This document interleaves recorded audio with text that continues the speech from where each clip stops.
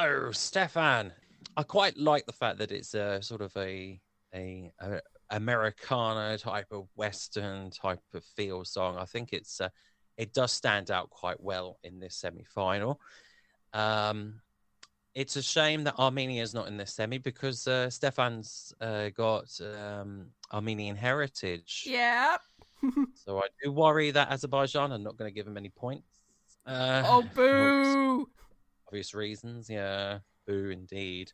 Um, but I think it's a good effort from Estonia, and Stefan's got a great song and he delivers it very well, and he's a very handsome young man.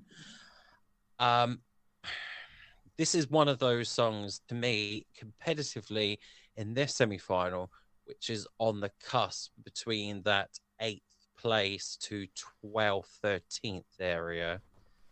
Uh, Personally, to me, I do think worry about Estonia. Though I lack confidence in its competitiveness. I sadly do, but I would love to see Estonia do well because Estonia is one of my favorite countries at Eurovision. Um, Historically, they really have been, and I want to hear some more Estonian language music. But enough about that, and on another day. But yeah, I wish Stefan all the best, but I am worried about this. And I do enjoy the song because I think it's going to stand out quite well. Certainly snuggled in between North Macedonia and the upcoming song.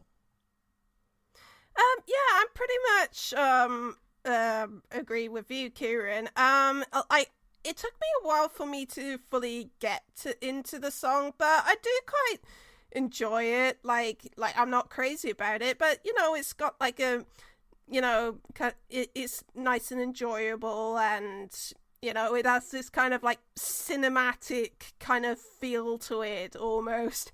Um, Yeah.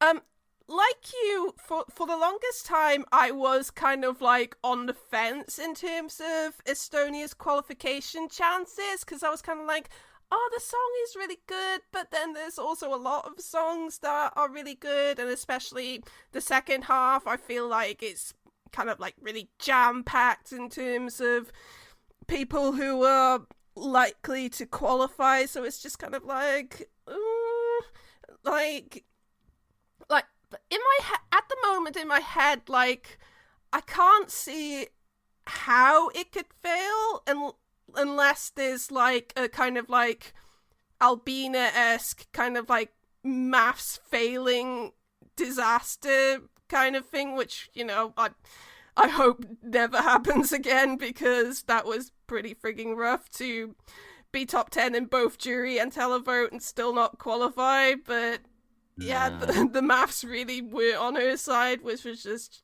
tragic. I'm feeling a little bit more confident over the last couple of days, because like thinking about it, because as you mentioned earlier, it does sonically stand out in this semi-final, and I do think um Yeah. I think that the song's message it's kind of like it's acknowledging, oh, things are really bad right now, but I hope things will get better. I think that a lot of people will connect with that, so I'm kind Mm. of feeling like more on the yes side at the moment. But of course, we need to see like how everyone else does in the semi-final before I completely decide what's going on. So yeah, I can kind of see like I don't know where I'm going with this, but yeah, that's how I feel.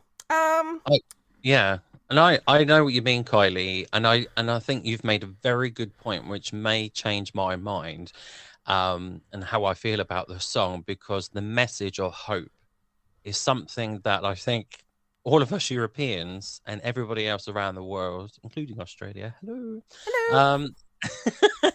um, want now is Yeah. hope. We've got war on our continent, and that needs to stop, and we hope for it to stop as soon as possible. So I think that message will resonate. I think into the psyche of all of us Europeans. So I think that's going to really be quite strong in this semi-final. So yeah, yeah, I'm more positive now. Probably in sync with you, Kylie. Actually, Okay. you got me.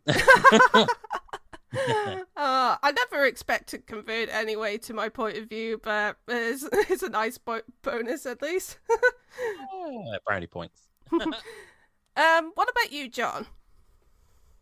I'm kind of amazed because I had Estonia as a fairly certain qualifier, but Okay. oh well. No, that's all right, John. um, Gosh. I'll be probably a bit more worried now, but Stefan, I think, is one of those rare occasions where someone enters the national final multiple times and actually makes it to Eurovision with their best try. Yay! Good. Yeah. Unlike the person who represented Estonia last year, but we won't go into that. Oh, Yeah, yeah, I really like this song. It stood out from the moment I first heard it, and while I don't really see it um, as a winning contender anymore, um, I think it will stand out in the semi-final. I hope it qualifies. I hope it qualifies. And yeah. yeah, that just happened as I heard it. As soon as you say "I hope," then it just flows out.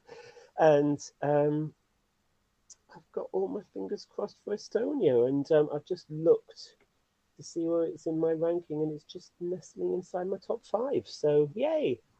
Oh, Nice. not a bad choice, John. As I say, the song's so strong, um, really, and yeah, and as Kylie's managed to turn me around, I just think, yeah, that message in it, and the fact that the genre of the pop is very niche, and in this in this semi final, I think is going to be much stronger than I at least I thought. So yeah, good stuff. Okay. Anything else on Estonia before we give it a score? No. Nope. Okay, Oh, so Oh, unless John wanted, no. sorry, I didn't realise that when you press in a certain place on the Eurovision scoreboard, it actually plays the song. Yeah, I got a yeah. shock. I got a shock there for a minute. got Did a you not know it does that? No, I didn't know. Oh, okay. Yeah, slightly obsessed with that app.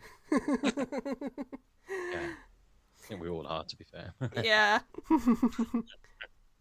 Okay, so let's give Estonia a score. I think I'll give a 3 for now, but it might grow on me even more by May. So yeah, it's a high 3 for me.